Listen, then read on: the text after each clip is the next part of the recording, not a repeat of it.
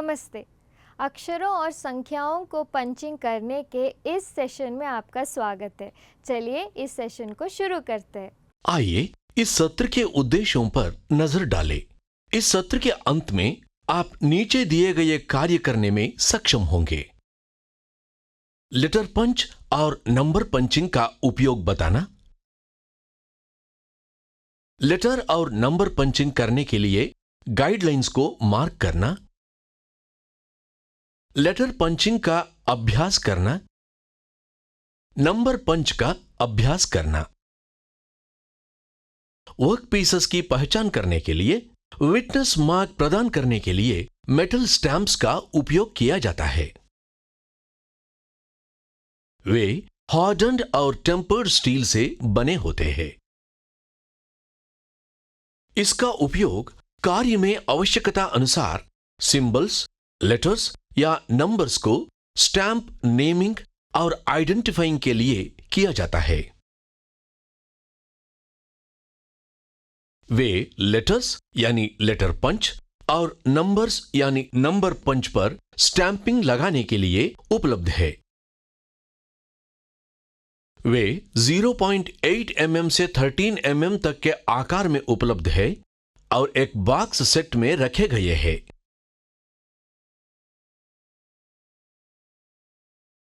Letter पंच set के एक set में 27 लेटर पंच होते हैं। वे A, B, C, D, E, F, G, H, I, J, K, L, M, N, O, P, Q, R, S, T, U, V, W, X, Y, Z और symbol and है। Number पंच set में 0, 1, 2, 3, 4, 5, 6, 7 और 8 होते हैं।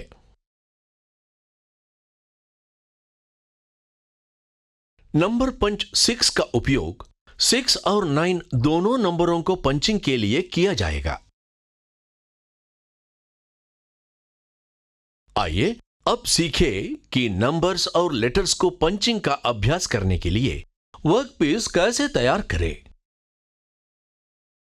इस अभ्यास के लिए आवश्यक टूल्स है steel rule, files, try square, vernier height gauge, angle plate, surface table, marking media यानी chalk or cellulose, dot, prick and center punches, ball peen hammer, anvil, bench vise, drilling machine, drill set, chuck key, nylon brush, vernier caliper, number punch set, letter punch set।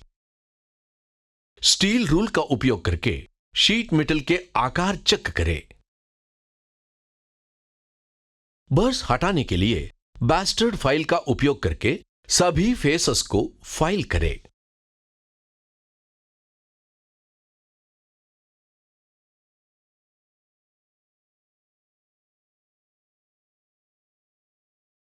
एक try square का उपयोग करके parallelism और perpendicularity की पुष्टि करें।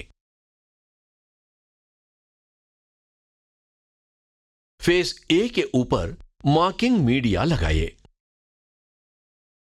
Surface table पर vernier height gauge का उपयोग करके फेस बी से 45 mm पैरेलल लाइन को मार्क करें।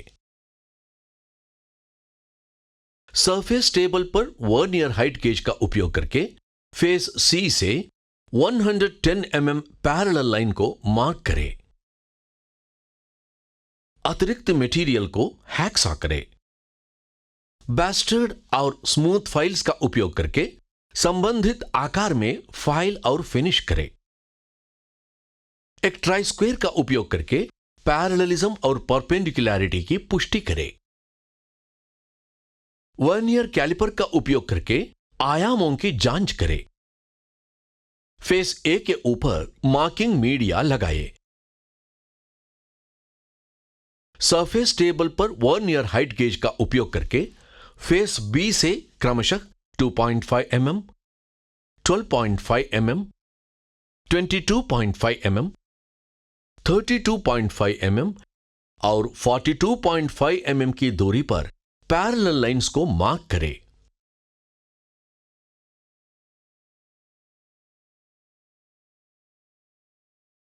एक सरफेस टेबल पर वर्नियर हाइट गेज का उपयोग करके चेहरे सी से क्रमशः 20 mm और 96 mm की दूरी पर पैरेलल लाइंस मार्क करें। प्रिक पंच और बॉल पिन हैमर का उपयोग करके आरेख के अनुसार आर्क सेंटर्स ए और बी को मार्क करें। स्टील रूल का उपयोग करके डिवाइडर को 20 mm लंबाई पर सेट करें। डायग्राम के अनुसार डिवाइडर का उपयोग करके सेंटर बी से 20 mm रेडियस आर्क को मार्क करें। डायग्राम के अनुसार डिवाइडर का उपयोग करके सेंटर ए से 10 mm रेडियस आर्क को मार्क करें। ड्राइंग में बिंदु सी, डी, ई, एफ का निरीक्षण करें। स्टील रूल और स्क्राइबर का उपयोग करके बिंदु सी और ई को जोड़ें।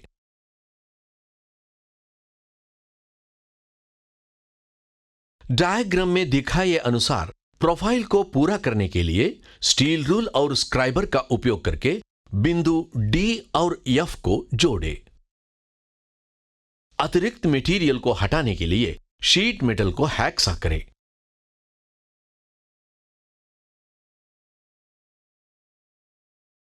सेमी सर्कुलर फाइल का उपयोग करके आर्क पोर्शन को फाइल करें। विभिन्न ग्रेड्स की फाइल्स का उपयोग करके प्रोफाइल फाइल करें और फिनिश करें। ड्रिलिंग मशीन के मशीन वाइज में शीट मेटल को ठीक करें।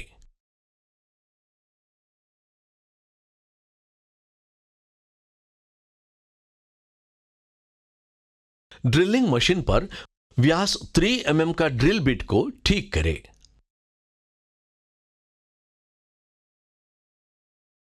बिंदु ए पर 3 mm का पायलट होल को ड्रिल करें। अब ड्रिलिंग मशीन पर व्यास 5 mm का ड्रिल बिट को ठीक करें। बिंदु ए पर 5 mm का थ्रू होल ड्रिल करें।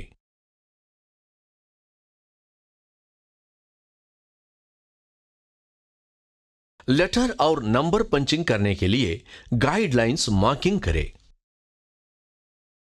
यह सुनिश्चित करने के लिए कि वर्क पंच की तुलना में नरम है, स्टैंप करने के लिए शीट पर एक फाइल का उपयोग करें।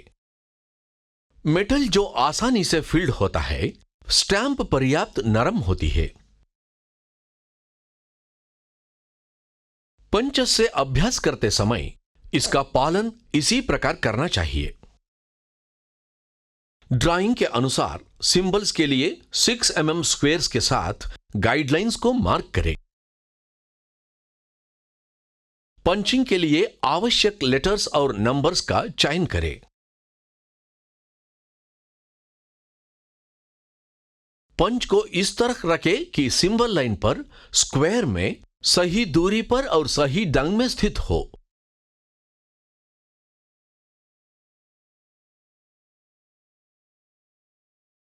पंच को वर्टिकल पोजीशन में होल्ड करें।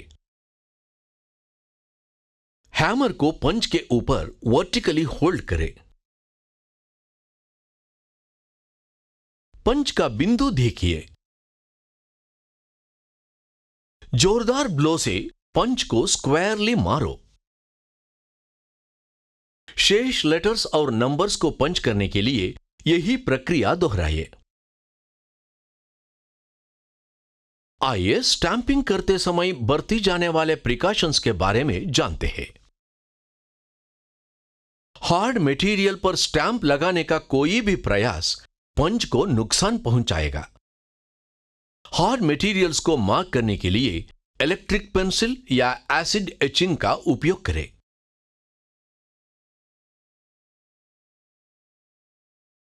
प्रत्येक सिंबल को एक ही ब्लो से बनाया जाना चाहिए। दूसरा ब्लो विकृत दूसरी इंप्रेशन देता है।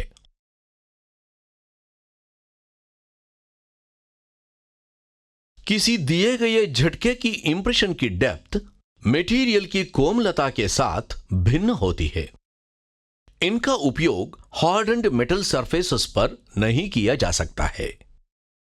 कैस्ट आयरन या हॉट रोल्ड स्टील पर पंचिंग करते समय बेहतर इंप्रेशन और विजिबिलिटी के लिए मेटल की हार्ड आउटर लेयर को ग्राइंडिंग या फाइलिंग या मशीनिंग द्वारा हटा दिया जाना चाहिए।